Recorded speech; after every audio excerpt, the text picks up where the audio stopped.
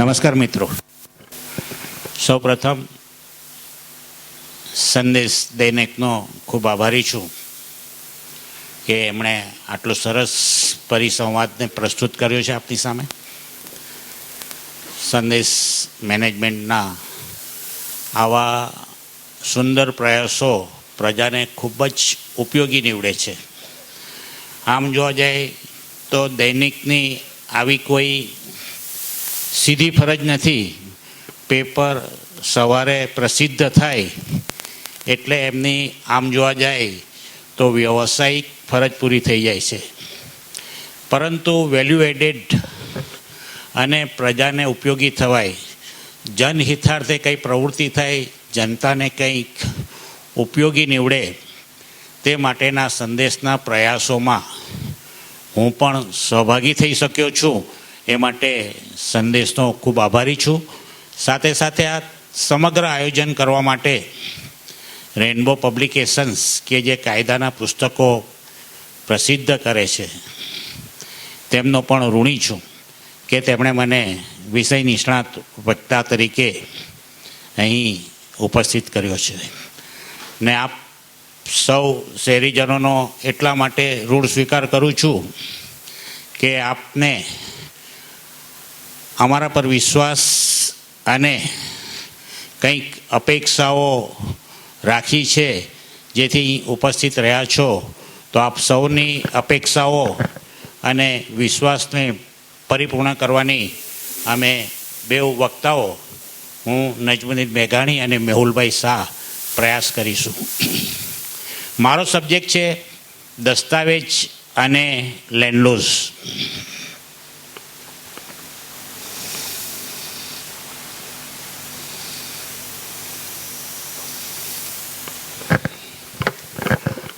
આ વક્તવ્યની શરૂઆત કરતાં પહેલાં એક નાનકડું વાર્તા કહીશ કે જે આપ સૌએ બી સાંભળી છે અને નાનપણથી જ બધા એક સાંભળતા આવ્યા છે કે એક ગામમાં એક ગરીબ વ્યક્તિ રહેતો હતો અને એ જ ગામમાં એક ધિરાણ કરતી વ્યક્તિ પાસે, વેપારી પાસે એણે થોડાક નાણાં વ્યાજે લીધા. પરંતુ આપ સૌ જાણો છો તે પ્રમાણે કે ધિરાણ કરનાર હંમેશા ખમતીદાર હોય છે અને ધિરાણ લેનાર મુસીબતમાં હોય તો જ ધિરાણ લે, અધર લેવાની જરૂર પડે નહીં.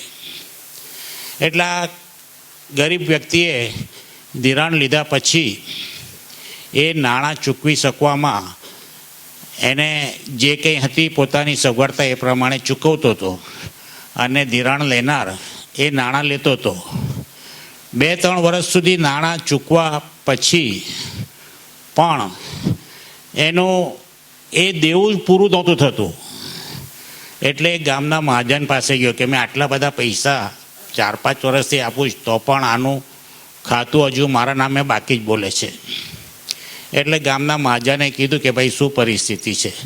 તો એણે કીધું કે આ જે કંઈ નાણાં જમા કરાવે છે તે હું વ્યાજમાં જમા કરું છું, હજુ મારું મુદ્દલ લેવાનું તો બાકીને બાકી જ રહે છે. અને વ્યાજ ચૂકવવા માટે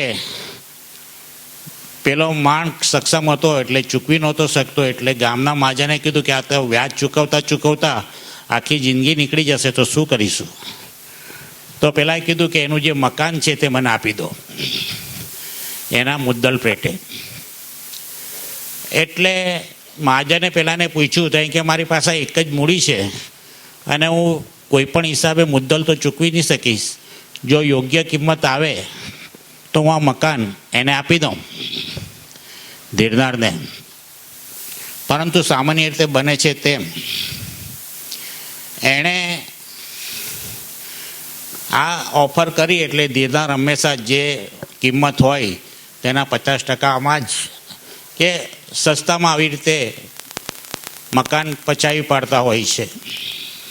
એટલે એણે પણ એક એવી ઓછી કિંમત કીધી, પણ પેલા ગરીબ માણસને છૂટકો નહોતો. પણ એ ગરીબ હતો પણ જમાનાનો હોશિયાર હતો અભણ હતો પણ એનું ગણતર મોટું હતું, એટલે એણે કિંમત સ્વીકાર કરી નાખ્યો. પણ એણે એક શરત મૂકી કે આ જે હવેલી છે, આ જે મકાન છે, એના બેડરૂમમાં એક ખીટી છે. એ ખીટી અમારા બાપ દાદાના સમયની નિશાની છે અને એના પ્રત્યે અમારી કુટુંબની લાગણીઓ સંકળાયેલી છે.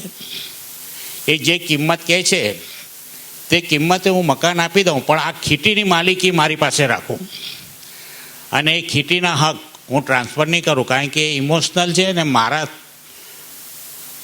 કુટુંબની એની સાથે લાગણીઓ સંકળાયેલી છે. એટલે પેલા વેપારીને થયું કે આખું મકાન આપી દે ને એક ખીટી માટે આખું મકાન જતું કરવું તે યોગ્ય નથી. એટલે એણે મહાજનની હાજરીમાં એ સ્વીકાર કર્યો. એટલે પહેલાં કીધું કે ભાઈ આ મકાન હું એને આપું છું, ખીટીના હક મારી પાસે, અને જ્યારે પણ મને જે ઈચ્છા થાય તે પ્રમાણે હું એનો ઉપયોગ કરી શકું. એટલે પેલો વેપારી બી તૈયાર થઈ ગયો કે ભલે ખીટીનો શું ઉપયોગ કરશે. પણ આખું ટ્રાન્ઝેક્શન થઈ ગયું, 2-4 દિવસ નીકળી ગયા. એટલે એક દિવસ પેલા ખેડૂતે જે ઘર વેચ્યું હતું તેના ઘરે રાત્રે મોડી રાતે ઠોક્યું અને પેલાને ઉઠાડ્યો. પેલો કે ભાઈ કેમ આવ્યો છે? તો કે પેલી બેડરૂમમાં મારી ખીટી છે એનો ઉપયોગ કરવા આવ્યો છું. આ મારી બંડી છે તે એમાં મૂકવાની છે, મારે લટકાવવાની છે. અરે પેલો કે પણ આટલી અડધી રાત્રે કંઈ? તો એમ કે આમાં એવી કોઈ શરત નથી કે રાત્રે નહીં ટીંગાડવી. બંડી તો રાત્રે જ ટીંગાડવાની હોય કાઢીને, એટલે હું રાત્રે ટીંગાડી જાઉં છું. એટલે પેલા કચવાતા મને એ ખીટીનો ઉપયોગ કરવા માટે બંડી ટીંગાડવા આપી. બીજે દિવસે સવાર આવીને લઈ ગયો. બીજે દિવસે પાછો રાત્રે મોડી રાતે આવ્યો અને પાછો એમ કે મારે બંડી ટીંગાડવી છે. એટલે પેલાને એમ થયું કે આ તો સાલી ઉપાધિ થઈ ગઈ, હજુ સૂતા નથી અને ત્યાં આવીને જાય છે ને બેડરૂમમાં જે છે ખીટી. એટલે એણે ખીટી ટીંગાડવા દીધી. પછી અડધી કલાક પછી પાછો આવ્યો કે ભાઈ હવે કેમ પાછો આવ્યો? કે મારી બીડી છે ને એ બંડીમાં રહી ગઈ છે. એટલે પાછી એ બીડી લેવા જાય. પછી એ પાછો અડધો કલાક આવ્યો કે હવે કેમ આવ્યો? તો કે હવે મારી બીડીની તલબ પૂરી થઈ ગઈ, બાકી રહી ગઈ તે બંડીમાં મૂકવા આવ્યો છું. એટલે પેલાને હેરાન પરેશાન થઈ ગયો કે આ સાલી ખીટીએ તો ઉપાધિ કરી, રોજ જ મૂકવા આવે અને આખી રાત જાગવાની દે, આખી રાત સૂવાની દે. એના કારણે એને માનસિક ત્રાસ ઊભો થયો. ન તો રાત્રે સૂઈ શકે, ન તો દિવસે ધંધામાં ધ્યાન રાખી શકે. પણ આમાં એક દિવસ એવું બન્યું કે એને બહારગામ જવાનું થયું સાંજે. એટલે હવે એ ગૂંચવાયો કે એના ઘરમાં એની વાઈફ અને એ બે જ રહેતા હતા. હવે પેલા એને એમ થયું કે જો હું બહારગામ જઈશ રાત્રે ને આ ખીટીનો ઉપયોગ કરવા રાત્રે આવશે અને બેડરૂમમાં જશે, શું થશે? એટલે એણે એની વાઈફને કીધું કે આપણા ફળિયામાં તારે આવવાનું જ નહીં, રાત્રે ગમે એટલું કોઈ ઠોકે તારે ખોલવાનું નહીં, બેડરૂમમાં સૂઈ રહેવાનું આરામથી, સવારે જ ઉઠજે. જ્યાં સુધી દૂધવાળો આવે નહીં ત્યાં સુધી દરવાજો ખોલતી નહીં, કારણ કે આ પેલો રાત્રે આવીને તું એકલી ઘરમાં આવીને હેરાન કરે. અને એ ભાઈ બહારગામ જવા નીકળ્યા અને ગામની જે બસ હતી 1-2 કલાક મોડી થઈ અને પછી એવું થયું કે બસ કેન્સલ થઈ ગઈ. એટલે ભાઈ મોડેથી પોતાના જ ઘરે ગયા અને ઠોક્યું. પણ એને સૂચના મળી હતી કે ગમે એટલું કોઈ ઠોકે તારે દરવાજો ખોલવાનો નહીં.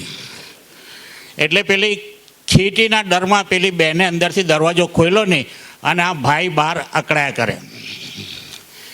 પછી તો નિયમ મુજબ જે ખેડૂત છે તે મોડી રાત્રે આવ્યો તો એણે શેઠને બહાર દરવાજા પાસે સૂતેલો જોયો. તો એમ કે શેઠ અહીંયા બહાર કેમ સૂતા છો? તો એમ કે ભાઈ જવા દો ને કે હું બસ ચૂકી ગયો એટલે બહાર સૂતો છું. તો કે તમે ભલે બહાર સૂતા પણ મારે તો અંદર ખીટી મૂકવા પેલી બંડી ટીંગાડવા જવું છે તેનું શું? તો એમ કે ભાઈ જો હું જ અંદર જઈ શકતો હોય તો તું અંદર જશે ને. તો પેલા ખેડૂતે એમ કીધું કે તમે બહુ હેરાન થાવ છો, આ ખુલ્લામાં સૂતા છો, એના કરતાં એક કામ કરો, તમે મારી સાથે મારે ઘરે સૂવો.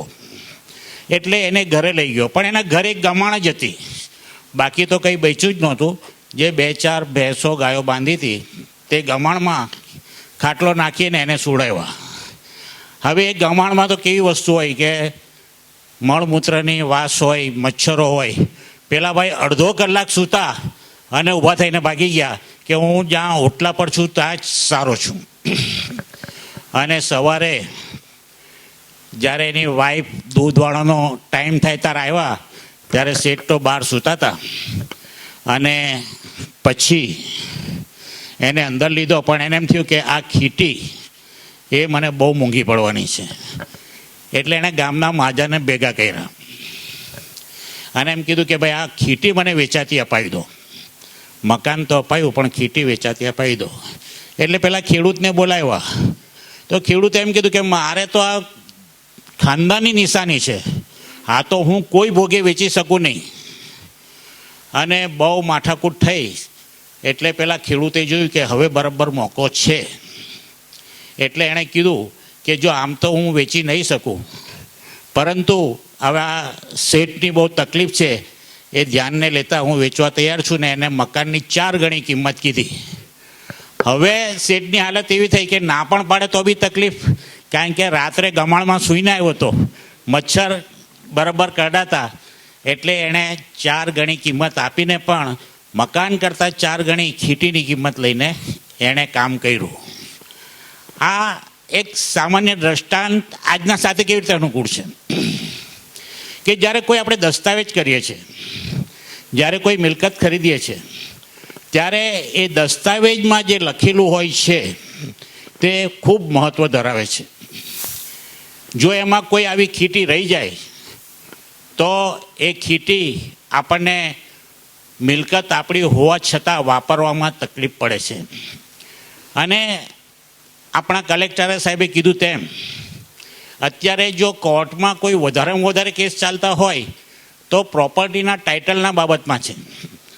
25 વર્ષ પહેલાં વેચાયેલી મિલકતમાં પણ બહેનો એમ કે મારા બાપાએ મને પૂછ્યા વગર મિલકત વેચી દીધી હતી. છોકરાઓ એમ કે અમે સગીર હતા અને અમારો હક હતો ને બાપાએ વેચી દીધી.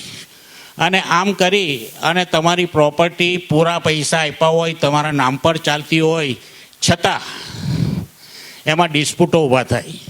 અને પરિસ્થિતિ એવી થાય કે એકવાર ચૂકવેલી રકમથી ખરીદેલું મકાન આવા ડિસ્પ્યુટને કારણે પાછી બીજી વાર આપણે કિંમત ચૂકવવાનો વારો આવે છે. અને જમીનની કિંમત વધી ગઈ હોય તો એવું બને કે મૂળ કિંમત કરતાં પણ ઘણી વધારે કિંમતે આ ચૂકવવું પડે છે. તો દસ્તાવેજ કરતી વખતે દરેક વસ્તુનું ધ્યાન રાખીને જો વ્યવસ્થિત એનું વ્યવહાર કરવામાં આવે તો ભવિષ્યમાં આપણે તકલીફ ટાળી શકીએ છીએ. અને આના માટે જ હું કાયદાઓ પર જાઉં એના કરતાં પહેલાં હાઈકોર્ટ અને સુપ્રીમ કોર્ટના કેટલાક જજમેન્ટો છે કે જેને સામાન્ય ભાષામાં સેટલ પ્રિન્સિપલ ઓફ લો, પ્રસ્થાપિત કાયદાના સિદ્ધાંત તરીકે ઓળખાય છે. તેવા જજમેન્ટ આપને રજૂ કરીશ તો એના પરથી આપને આઈડિયા આવશે કે આપણે દસ્તાવેજ કરતી વખતે શું ખ્યાલ રાખવો જોઈએ. અંગ્રેજીમાં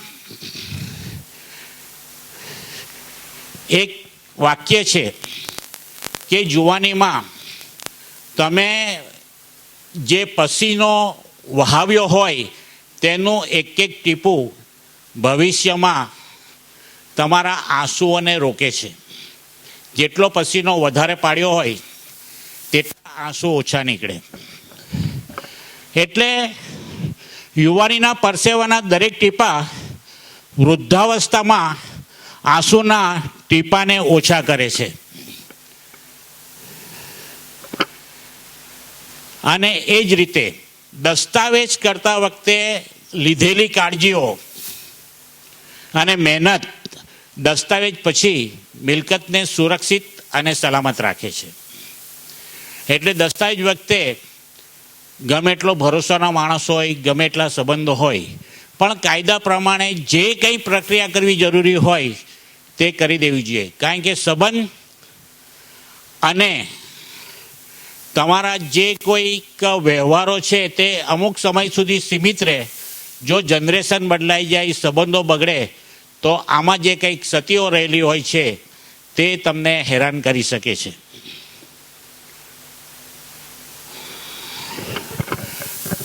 અને આટલા માટે જ ટ્રાન્સફર ઓફ પ્રોપર્ટીઝ એક્ટ અને સુપ્રીમ કોર્ટના સિદ્ધાંત છે કે ખરીદનાર સાવધાન.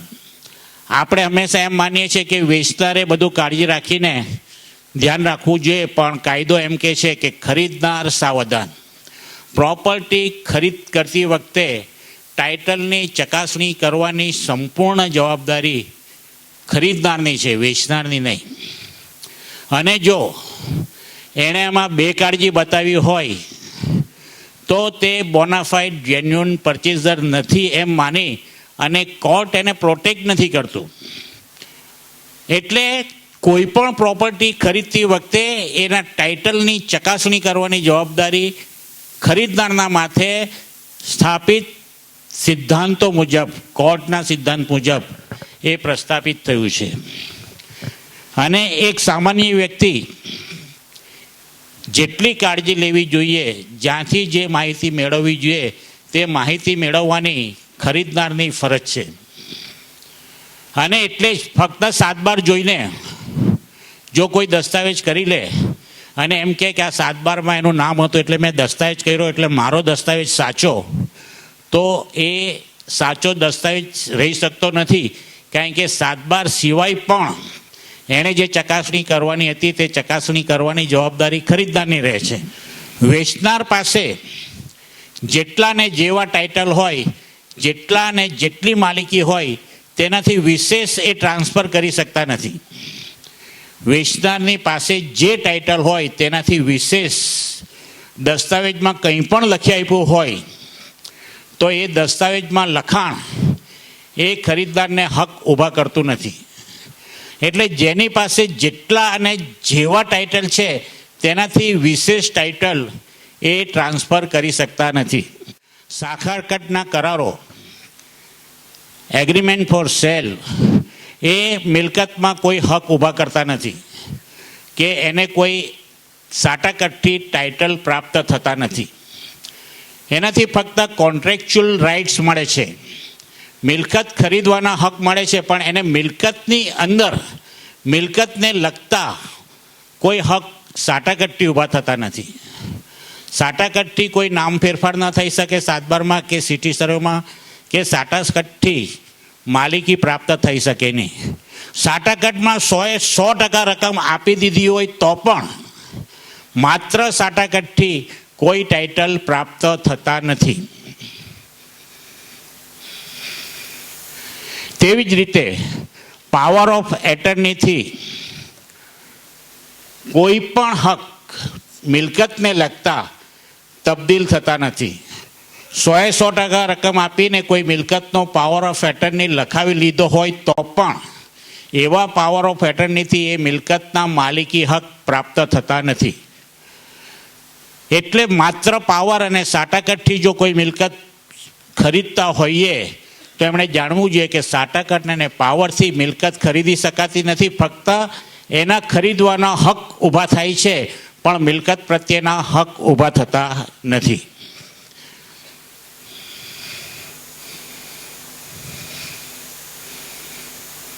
અને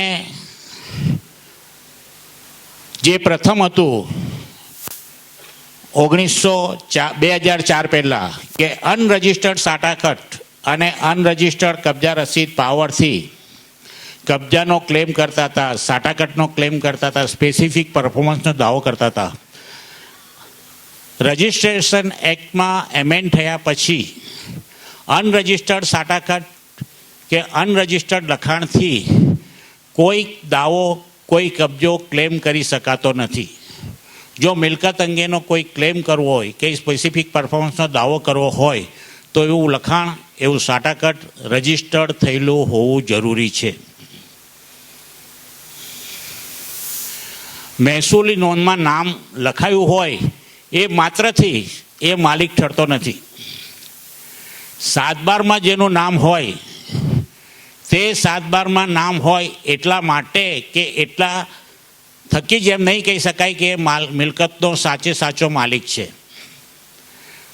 કલેક્ટર સાહેબે જે કીધું તે પ્રમાણે કે મિલકતની માલિકી નક્કી કરવાની સત્તા એકમાત્ર સિવિલ કોર્ટને છે.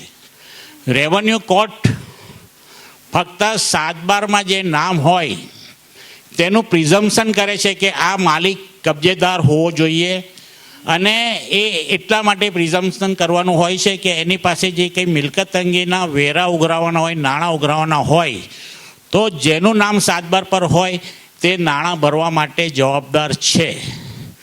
પણ એ માલિક છે તેવું રેવન્યુ ઓથોરિટી એ પૈસા ઉઘરાવે છે, તેથી એ સાબિત નથી થતું કે એ મિલકતનો માલિક છે.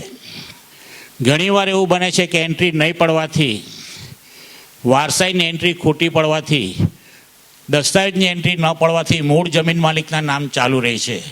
અથવા તો એકવાર દસ્તાવેજ આપ્યા પછી બિન ખેડૂતના નામ પર દસ્તાવેજ થયો હોય, 84Cની કાર્યવાહી થઈને મૂળ જમીન માલિકના નામ પર પાછી જમીન ચાલી જાય, તો તેથી મૂળ જમીન માલિક જ્યાં સુધી પેલો દસ્તાવેજ હયાત છે, જ્યાં સુધી સિવિલ કોર્ટ એ દસ્તાવેજ રદ નથી કરી શકતો, ત્યાં સુધી રેવન્યુ રેકર્ડ પર પેલો ખેડૂત માલિક બને, પણ સિવિલ લો પ્રમાણે જેનો દસ્તાવેજ છે તેના હક એની પાસે જ રહે છે. તો રેવન્યુ રેકર્ડમાં નામ માત્ર હોવાથી તે માલિક છે એમ માની શકાય નહીં. અને આપણે જાણીએ છીએ, અને ખાસ કરીને તો સુરતમાં ઘણી વાર એ જાણીએ છીએ કે અમુક વ્યક્તિને એવી આદત હોય છે કે કંઈ લોચાવાળી મિલકત હોય તો કહેજો, એટલે એ લોકોને લોચાવાળી મિલકત ખરીદવામાં જ રસ હોય.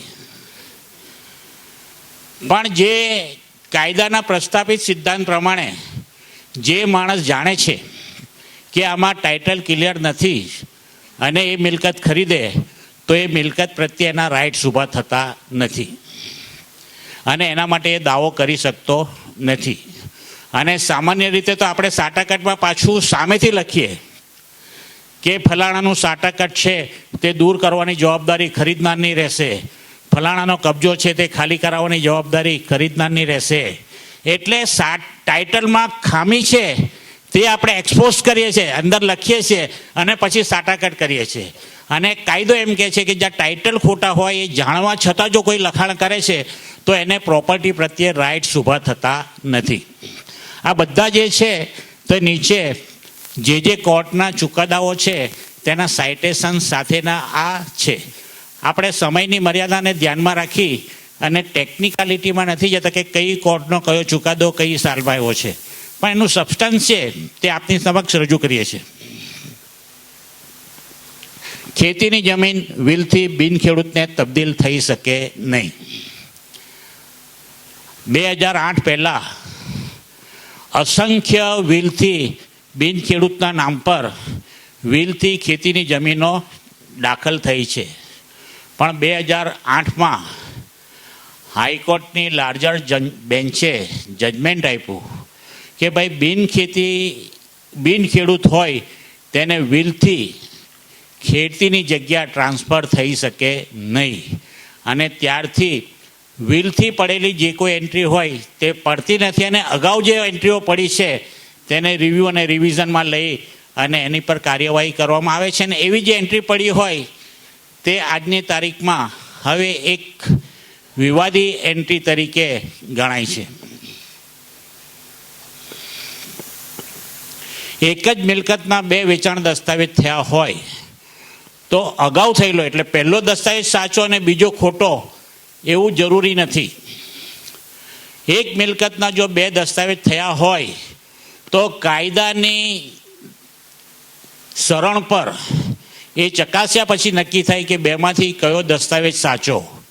ઘણીવાર એવું બને કે પહેલો દસ્તાવેજ ખોટો હોય અને બીજો સાચો થઈ શકે, એટલે માત્ર તારીખ પરથી એમ નહીં કહી શકાય કે જે પહેલો દસ્તાવેજ થયો છે તે સાચો અને બીજો થયો છે તે ખોટો.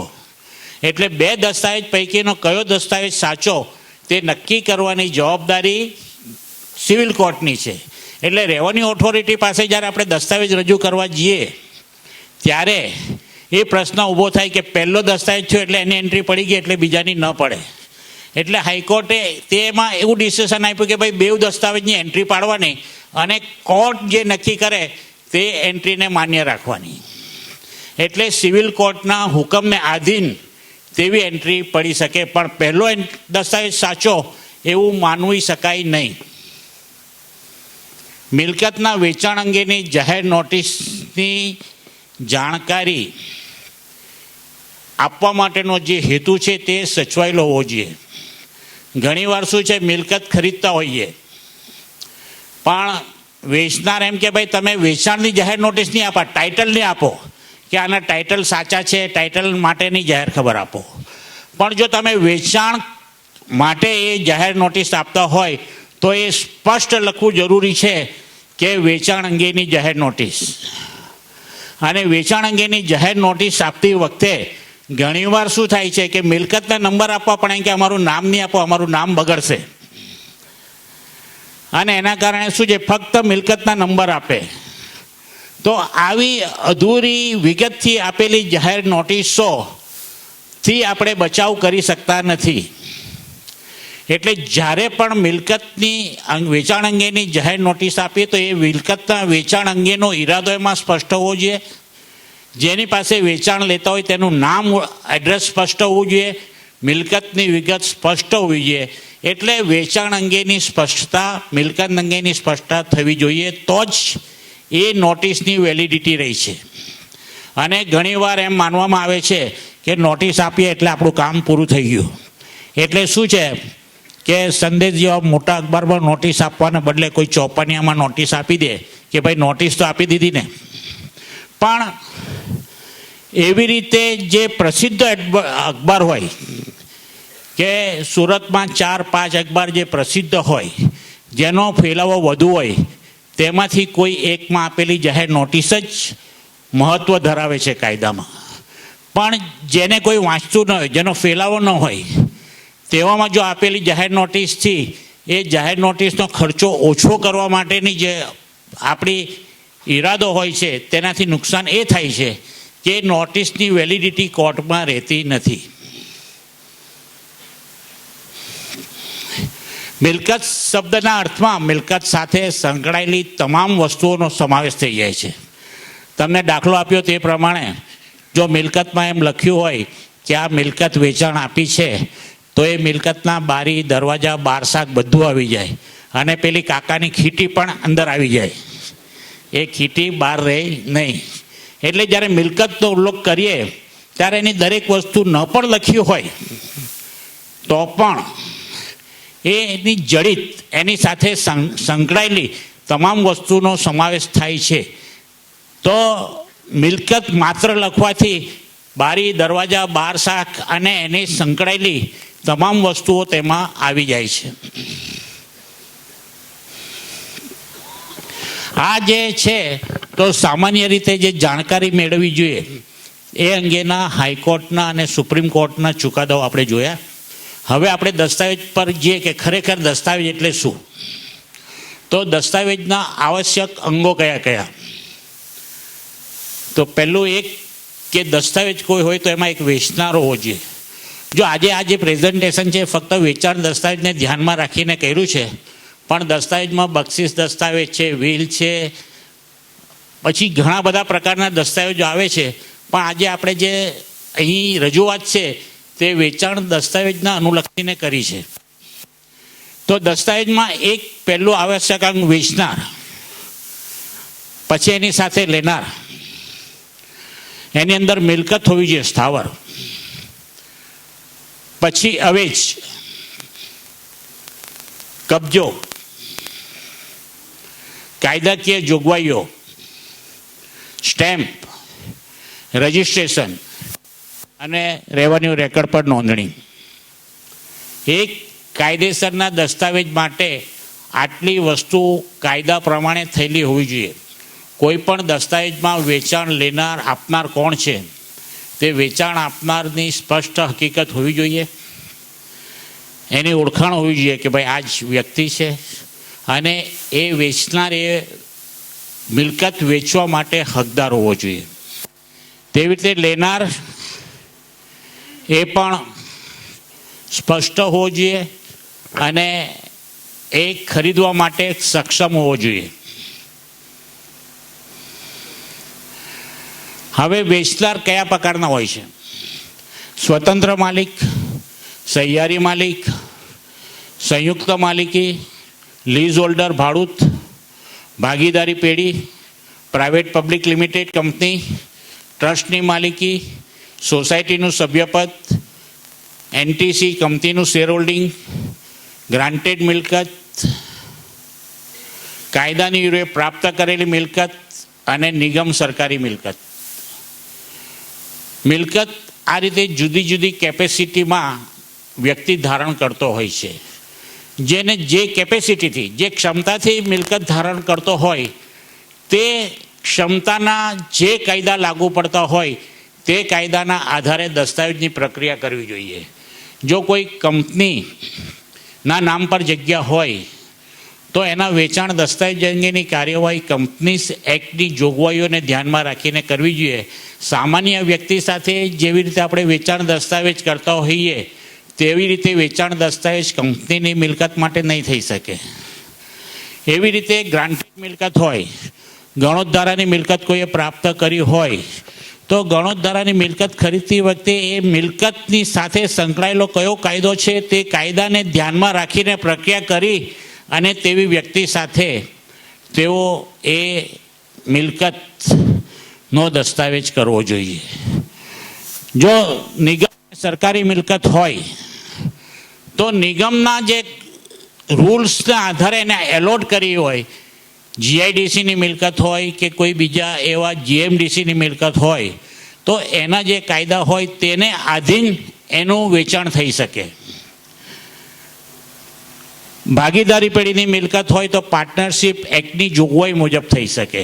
આમ વ્યક્તિની સાથે કાયદો સંકળાયેલો, વેચાણ દસ્તાવેજ સંકળાયેલો નથી, પણ મિલકતની સાથે વેચાણ દસ્તાવેજ સંકળાયેલો છે. મિલકત જે પ્રકારની ધારણ કરતા હોય, જે હકથી ધારણ કરતા હોય તે હકને આધીન દસ્તાવેજને ધ્યાનમાં લેવો જોઈએ.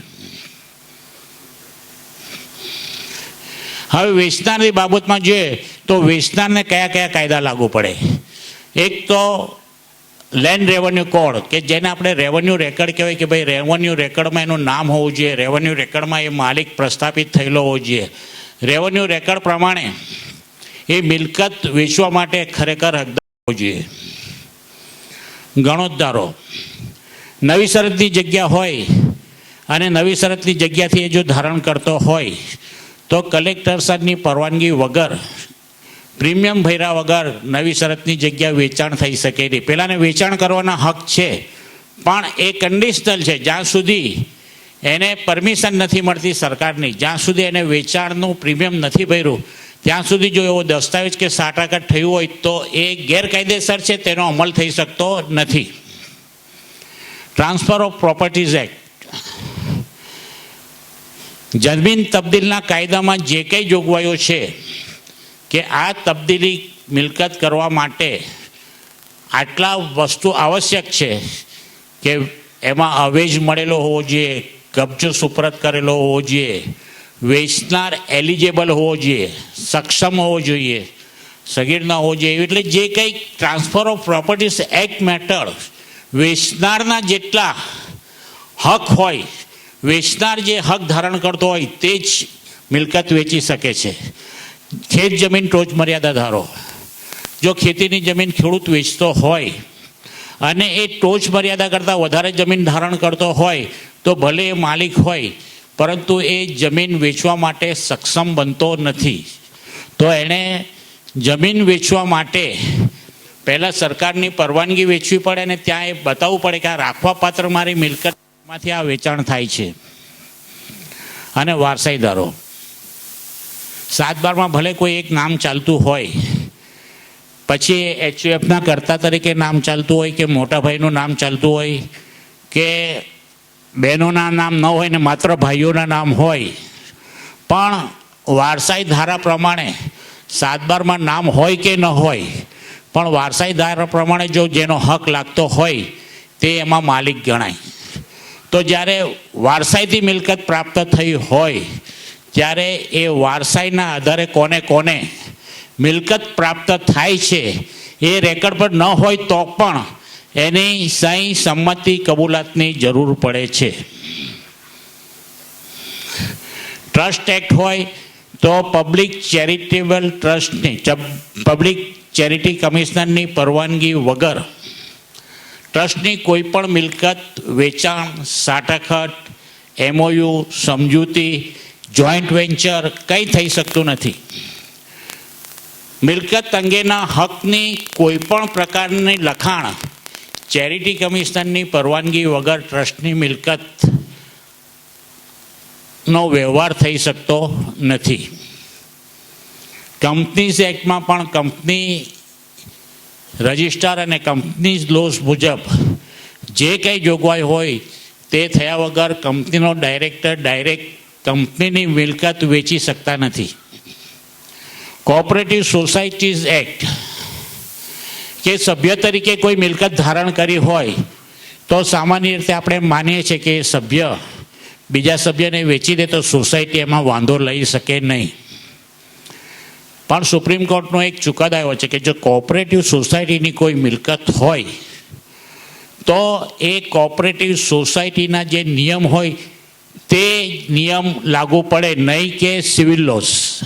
એટલે જો કોઈ કોઓપરેટિવ સોસાયટીમાં એવું હોય કે આ સોસાયટીમાં ફક્ત પટેલને જ મકાન આપવામાં આવશે તો એમાં પટેલ સિવાય જો કોઈ બીજો રહેવા આવે તો એ દસ્તાવેજ ગેરકાયદેસર ઠરી શકે. જો કોઈ સોસાયટીમાં એવું નક્કી હોય કે આમાં ફક્ત વેજીટેરિયન જ આવે તો ફક્ત વેજીટેરિયનને જ એમાં દસ્તાવેજ કરવાના રાઇટ્સ મળે છે. જો કોઈ નોનવેજવાળો દસ્તાવેજ લે તો એ દસ્તાવેજ રદ થઈ શકે, એને મિલકત ખરીદવાના હક પ્રાપ્ત થતા નથી. એટલે કોઓપરેટિવ સોસાયટીના સભ્યપદ હેઠળનું જે હોય તો એને સોસાયટીના નિયમ લાગુ પડે, સિવિલ લોઝ લાગુ પડતા નથી. પાર્ટનરશિપ એક્ટમાં ભાગીદારી દસ્તાવેજના જે નિયમો છે, ભાગીદારી પાર્ટનરશિપ એક્ટના જે વસ્તુ છે એ કે ભાઈ દરેક ભાગીદારની સહીથી જ મિલકત વેચી શકાય. કોઈ એક ભાગીદાર પોતાનો હિસ્સો ભાગીદારી બાકીના ભાગીદારોનો જો પાર્ટનરશિપ ડીડમાં એનો ઉલ્લેખ ન હોય તો પોતાનો શેર બીજાને વેચી શકતો નથી. એટલે કોઈ પણ મિલકત વેચવી હોય તો વેચનારને કાયદા નહીં પણ મિલકત અંગેના જે કાયદા છે તેને આધીન વેચનાર એ મિલકત વેચવા સક્ષમ બને છે.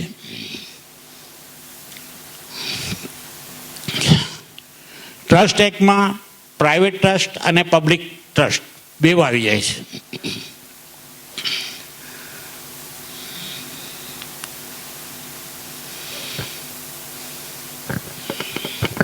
આપણે ઘણીવાર હવે આ જે વેચનાર અંગેની વસ્તુ છે કે ઘણીવાર કુલ મુખ્તાર વેચનારને બદલે કુલ મુખ્તારનો દસ્તાવેજ કરી આપે છે. જો કુલ મુખ્તાર આપનારની જાણ અને સંમતિ વગર એના હકને અહિત થાય તેવી રીતે જો કોઈ દસ્તાવેજ કરી આપ્યો હોય તો એવો દસ્તાવેજ રદ થવાને પાત્ર ઠરી શકે છે.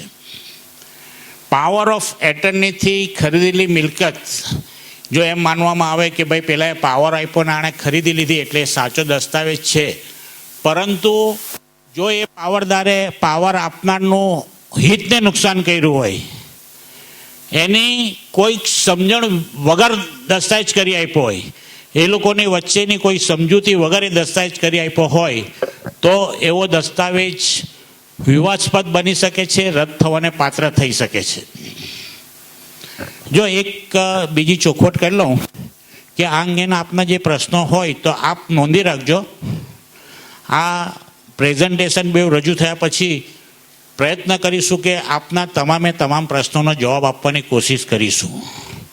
પણ જો સમય મર્યાદા કદાચ પ્રશ્નો વધારે હોય અને ન આપી શકાય તો તમારું નામ અને મોબાઈલ નંબર જરૂર લખજો અંદર. નામ અને મોબાઈલ નંબર લખ્યા વગરનો પ્રશ્ન હશે તો એને જસ્ટિફાઈ કરવાનું મુશ્કેલ થશે. તો આપના જે કંઈ પ્રશ્ન હશે તો જે વોલેન્ટિયર આજુબાજુ ઊભા છે તેને આપી દેશો તો એ પ્રશ્ન અમને સુધી પહોંચાડશે અને જેવું પ્રેઝન્ટેશન પૂરું થશે એટલે તમામના પ્રશ્નોના જવાબ આપવાની કોશિશ કરીશું. વિધવાના પુનઃલગ્નથી મરનારની પતિની મિલકતમાં હક બાબત ઘણીવાર એવું થાય છે કે કોઈક સ્ત્રીનો ધણી ગુજરી જાય તો ધણીની મિલકતમાં એના હક ઊભા થાય અને પછી એમ માનવામાં આવે છે કે જો એ બીજા લગ્ન કરે તો એની ધણીની મિલકતમાંથી એના હક જતા રહે એટલે ફક્ત બાળકોની સહીથી વ્યવહાર થાય. પરંતુ જો કોઈ વિધવા ગુજરી ગયા પછી પુનઃલગ્ન કરે તો પણ એના પૂર્વ પતિની મિલકતમાંથી એના હકોનો નષ્ટ થતો નથી. બીજા લગ્ન કરે તો પણ એને પૂર્વ પતિની જે મિલકત હોય એના દીકરાઓ સાથે સમાન અને સરખા હક રહે છે. એટલે વિધવાના પુનઃલગ્ન થઈ ગયા પછીની મિલકત ખરીદતી વખતે એ વસ્તુ પણ જોવું જોઈએ કે એની વિધવાની સહીની એટલી જ જરૂર પડે છે. સગીરની મિલકત આ જો સગીર હોય તો સગીરની મિલકત કોર્ટની પરવાનગી વગર વેચાણ થઈ શકતું નથી. સગીરની મિલકત જ્યારે ખરીદવી હોય તો કોર્ટની પરવાનગી લેવી કમ્પલસરી છે. જો કોર્ટની પરવાનગી વગર સગીર મિલકતનો દસ્તાવેજ થયો હોય તો એ રદ થવાને પાત્ર ઠરે છે. તો સગીરની મિલકત જો દસ્તાવેજ થયો હોય એન્ટ્રી પડી ગઈ હોય તો પણ સગીર જ્યારે પુખ્ત વયનો થાય ત્યારે તે દસ્તાવેજ રદ કરવા માટે અને મિલકત પાછી મેળવવા માટે દાવો કરી શકે અને કાયદા પ્રમાણે તેવો દસ્તાવેજ રદ થાય અને તેવી મિલકત એ સગીર પુખ્ત વયનો થાય ત્યારે એને પ્રાપ્ત થાય. તો સગીરની મિલકત એના વડીલોએ એના માતાએ કે પિતાએ એવી સહી કરીને આપ્યો હોય કે આ સગીરના વાલી અને ઇષ્ટ મિત્ર તરીકે સગીર વતી સહી કરી છે તો પણ એવી સહી કાયદા પ્રમાણે વેલિડ નથી. સગીરની મિલકત એનો વાલી કુદરતી વાલી પણ કોર્ટની સંમતિ વગર વેચાણ કરી શકતા નથી. કોર્ટની પરવાનગી અને કાનૂની જરૂરિયાત સિવાય સગીરની મિલકત તબદીલ અશક્ય છે.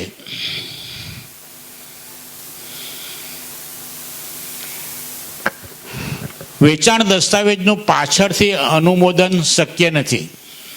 જો કોઈ દસ્તાવેજ ખોટો થયો હોય કે કોઈ સગીરની મિલકત વેચાણ થઈ હોય અથવા કોઈ કાયદાનો ભંગ કરીને નવી શરતની જગ્યાએ વેચાણ થયું હોય ને પછી જૂની શરતની થઈ હોય અને કાયદા પ્રમાણે ખોટું થયું હોય તો તેવો ખોટો દસ્તાવેજ પાછળથી કન્ફર્મિંગ દસ્તાવેજ કરીને તેનો સાચો ઠરાવી શકાતો નથી. એકવાર જે ખોટો દસ્તાવેજ થઈ ગયો તે હંમેશા માટે ખોટો જ રહે છે. પાછળથી તેને સુધારાનો દસ્તાવેજ કરી અને એની કાયદેસરતા આપણે લાવી શકતા નથી.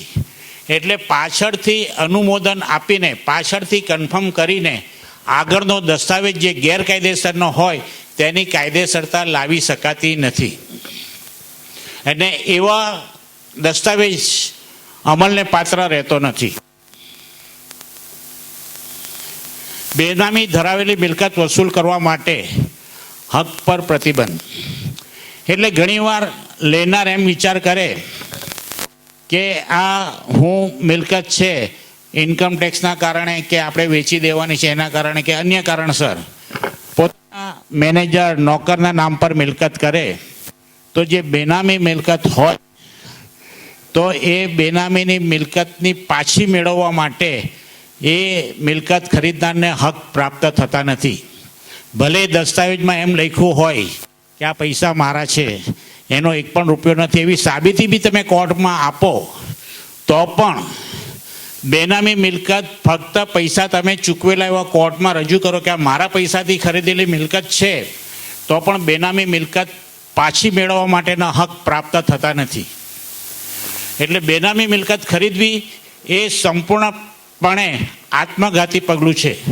જો એ પલટી જાય માણસ તો એ પૈસા પણ જાય અને મિલકત પણ જાય. અને બલકે બેનામી મિલકતનો દસ્તાવેજ કરવાનું સરકારને ખબર પડે અમે ફોજદારી કેસ થઈ શકે અને એમાં 1 વર્ષની સજા પણ જોગવાઈ છે. એટલે બેનામી મિલકત કોઈના ભરોસે ખરીદવી એ ખૂબ જ મોટું જોખમ, મિલકત જવાનું બલકે જેલમાં જવાનો પણ વારો આવી શકે છે.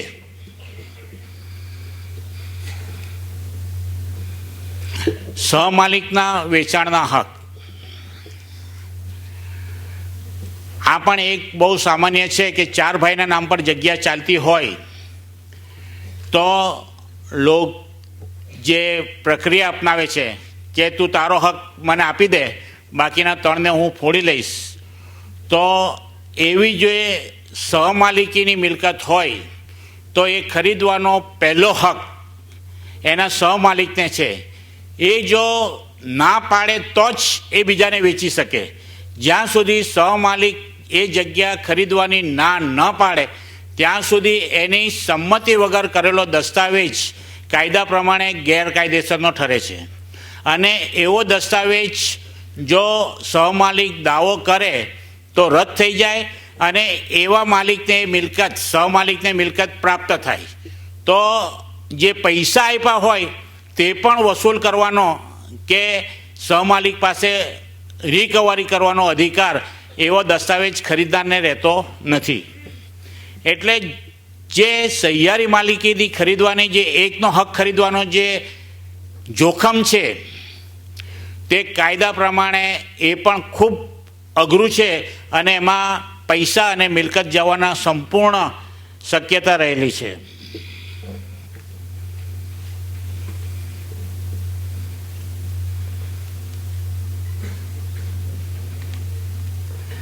સંયુક્ત કુટુંબની મિલકત હોય અને એનો કર્તા પોતાની જરૂરિયાત માટે કે પોતે પૈસા ખરીદીને જો વેડફી નાખે તો એવું વેચાણ રદ થઈ શકે છે.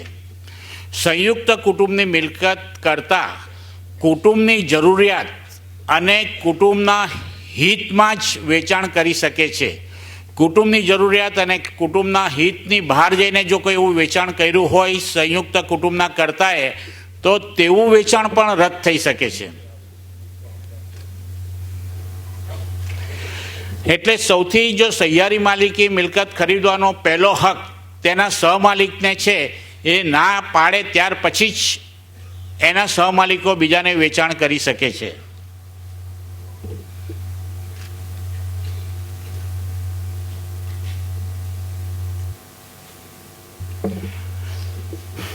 અને સહમાલિકની મિલકતો જ્યારે હોય અને જો એમાં હક સ્પષ્ટ ન થયા હોય પછી ખરીદેલી હોય ત્યારે 3 નામે ખરીદેલી હોય મિલકત પણ એમાં લખ્યું ન હોય કે કોઈનો 20% અને 60% હિસ્સો છે.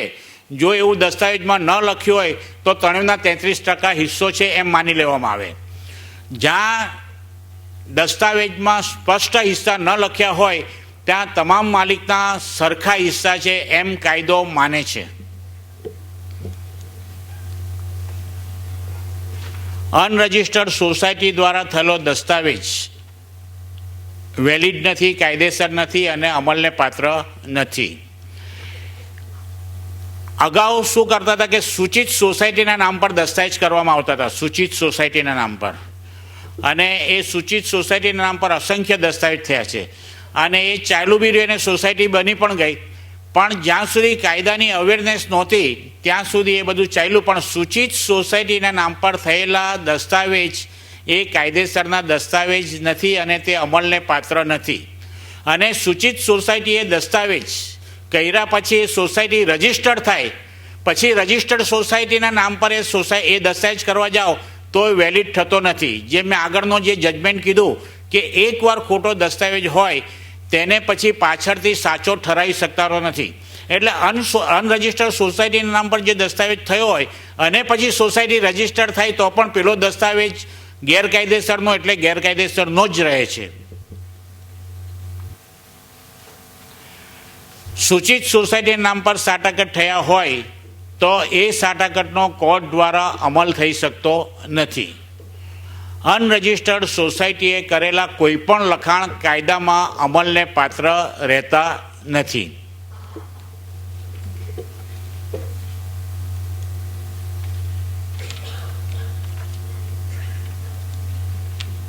હવે આપણે ખરીદદારના કયા કયા કાયદા લાગુ પડે છે તે જોઈએ. ગણોતધારો,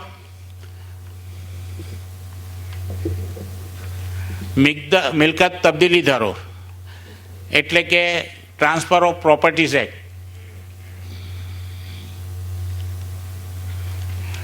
ગણોતધારામાં એવી જોગવાઈ છે કે ખેતીની જગ્યા કોઈ બિન ખેડૂત ખરીદી શકે નહીં. ખેતીની જગ્યા જો બિન ખેડૂત ખરીદે તો એ વેચાણ કાયદેસરનું ગણાતું નથી. તેવી રીતે 73AA જગ્યા હોય, આદિવાસીની જગ્યા હોય અને બિન આદિવાસી જો ખરીદે તો એવો ખરીદનારને મિલકત પ્રત્યેના હક ઊભા થતા નથી. તેવી રીતે ગ્રાન્ટેડ લેન્ડ હોય કે જે કોઈ સરકારે કોઈ હેતુ માટે ગ્રાન્ટ કરી હોય અને એવું ગ્રાન્ટથી લેનાર મિલકત ગ્રાન્ટના ઓર્ડરમાં દર્શાવેલા શરતની વિરુદ્ધ વેચાણ કરે તો પણ એ વેચાણ અમલને પાત્ર રહેતું નથી.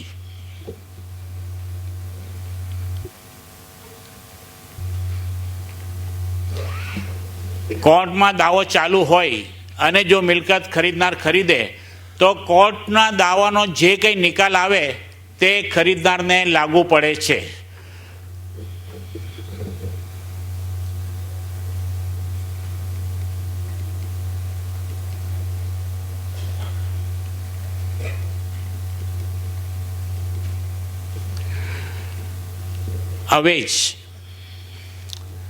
અવેજને લાગુ પડતો કાયદો ટ્રાન્સફર ઓફ પ્રોપર્ટીઝ એક્ટ.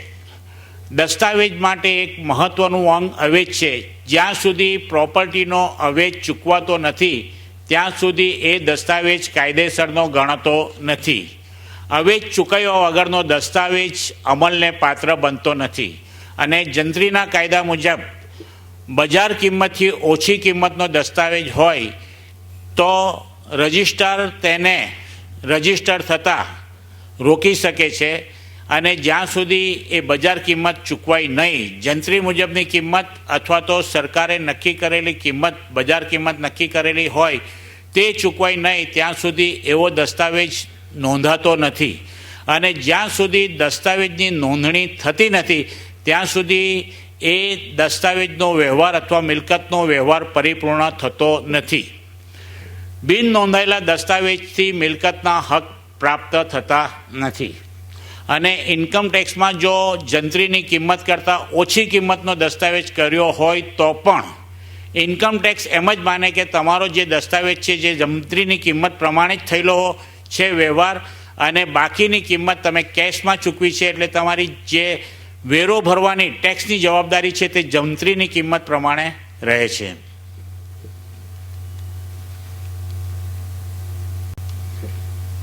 વેચાણ અવેજ અપૂરતો હોય તો તેથી વેચાણ દસ્તાવેજ રદ થઈ જતો નથી. આપણે પેલું જોયું કે વેચાણ અવેજ વગરનો દસ્તાવેજ રદ થઈ શકે, પણ સમજો કે કોઈ 1 લાખ રૂપિયામાં મિલકત લીધી અને 50,000 રૂપિયા ચૂકવા અને 50,000 રૂપિયા ચૂકવવાના બાકી હોય તો 50,000 રૂપિયા ચૂકવવાના બાકી છે એના માત્રથી એ દસ્તાવેજ ગેરકાયદેસરનો ગણાતો નથી. જો અવેજ બાકી હોય તો વેચનારને એ બાકીનો અવેજ મેળવવા માટેનો હક પ્રાપ્ત થાય છે પણ દસ્તાવેજ એ સંપૂર્ણ ગણાય છે.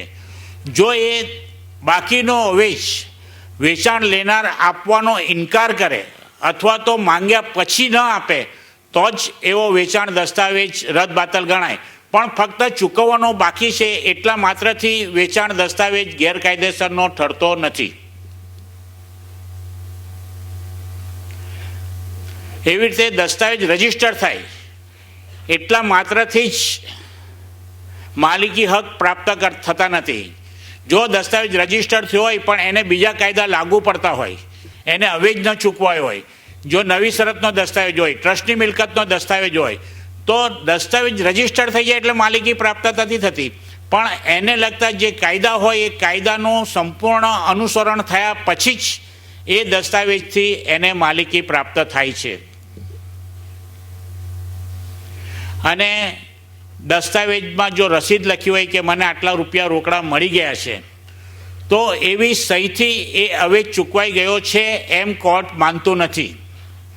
એ ભલે સહી કહી હોય કે મને આટલા પૈસા મળી ગયા છે, પણ જો એ ઇનકાર કરે કે મને આવી રકમ નથી મળી, તો નાણાં ચૂકવનારની એ જવાબદારી છે કે એના પુરાવા એણે રજૂ કરવા પડે કે એણે બેંકમાંથી નાણાં ઉપાડેલા હોવા જોઈએ, ઇન્કમ ટેક્સમાં એ નાણાં બતાવેલા હોવા જોઈએ અને એ એના ચોપડા પર એવા નાણાં બોલતા હોવા જોઈએ. જો એ બતાવવામાં એ નિષ્ફળ જાય તો એવો અવેજ એ ચૂકવો છે એમ કોર્ટ માન્ય રાખે નહીં, અને અવેજ નહીં ચૂકવો હોય તો એવો દસ્તાવેજ રદ થઈ શકે છે. એટલે રોકડાથી કરેલો દસ્તાવેજ રદ થવાની સંભાવના રહેલી હોય છે.